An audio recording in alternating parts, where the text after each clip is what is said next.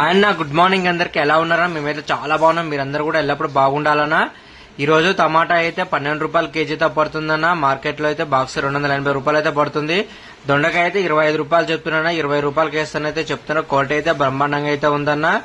కొద్దిగా అక్కడో ఎక్కడో పండు అయితే దొరుకుతుంది. అలానే క్యారెట్ అయితే 25 రూపాయలు అయితే చెప్తున్నా. బస్సు వేసుకుని కుళ్ళ వేసుకుని ఒకటే రేట్ అయితే అన్న వాళ్ళు అయితే చెప్పడం అయితే జరుగుతుంది. అలానే నాటు దోసకాయ అయితే 12 రూపాయల కేజీ అయితే పడుతుంది. మార్కెట్ లో కొద్దిగా సరికి అయితే వచ్చింది. అయితే పోతారికి అయిపోయిందన్న మొత్తం అయితే.